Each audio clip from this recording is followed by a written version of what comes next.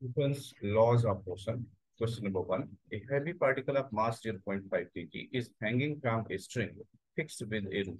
Find the force exerted by the string on the particle. Here, this is string, this is particle whose mass is mg, and here tension will be upward. Since object is at rest, it means the forces are in equilibrium. So we can say tension minus mg must be equal to 0 or T equal to mg. Here we can put the values 0.5 into 9.8. So that will be equal to 4.9 Newton. Let's go to next question. Question number 2. Question number 2 says, a block of mass m is pulled on a smooth horizontal table by a string making an angle theta with the horizontal as shown in the figure. If the acceleration of the block is a, find the force applied by the string and by the table on the block.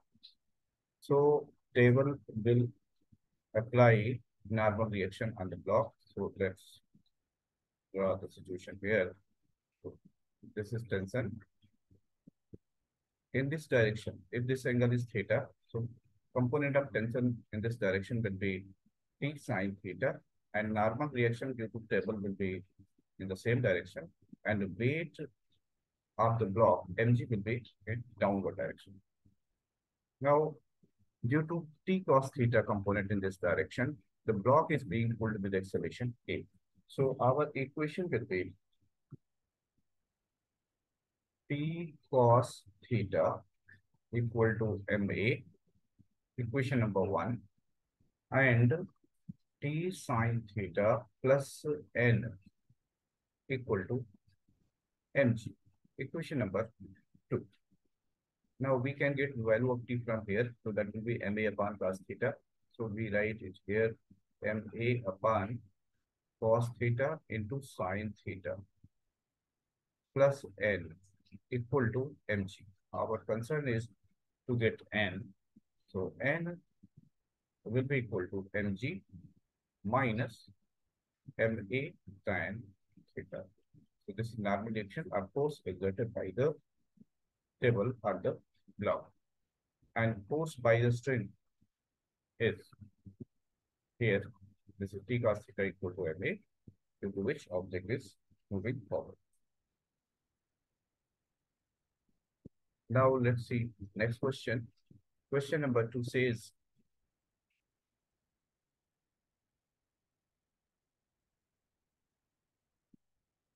question number 3. The mass of the part of the string below A in figure is M. Find the tension of the string at the lower end and at A. If we consider the point A, in that case, there are two masses below it. One is small m, another is capital M. So total tension at point will be small m plus capital M times G. And the tension at this point will be due to block capital M.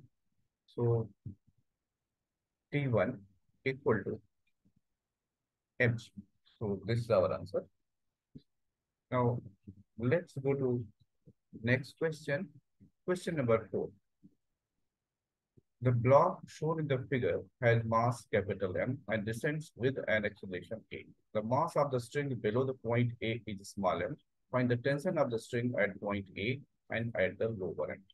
Again, situation is same, but this time object is moving downward with acceleration A. So net force will be in downward direction. So for point A, tension, suppose it is T1. So T1 is upward, but system is moving in downward direction. So we can say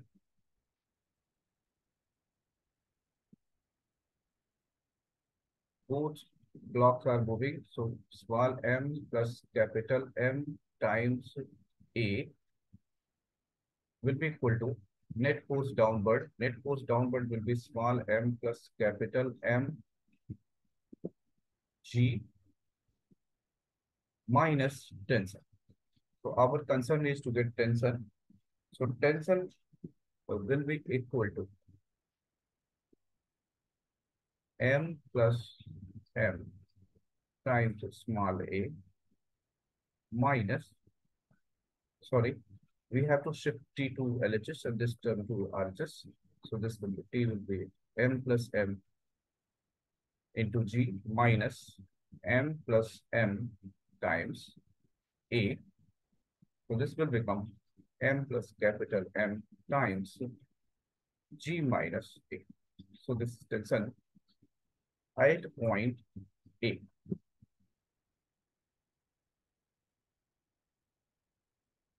Now, tension at point B.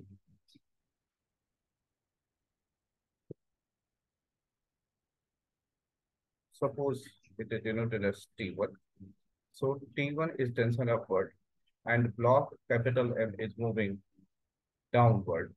So net force will act downward. So we can say capital Mg minus tension T1 is equal to Ma.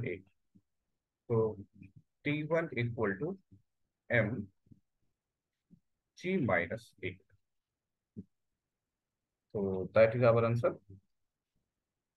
Now, a pendulum is hanging from the ceiling of a car having an acceleration a0 with respect to the road.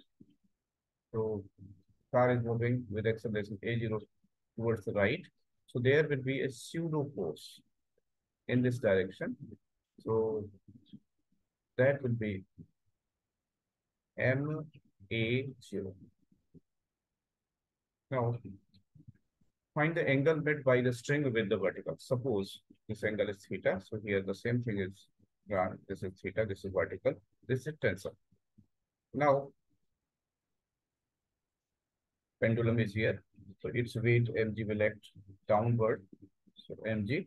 So we can say that T sine theta component of this tension will be balanced by pseudo force. T sine theta is equal to ma0. And T cos theta component will be balanced by mg. T cos theta equal to mg. Our concern is to get theta, so we can divide the two. So tan theta is equal to a0 divided by g, which gives theta equal to tan inverse a0 upon g with the vertical. And that is our answer. Thank you for watching.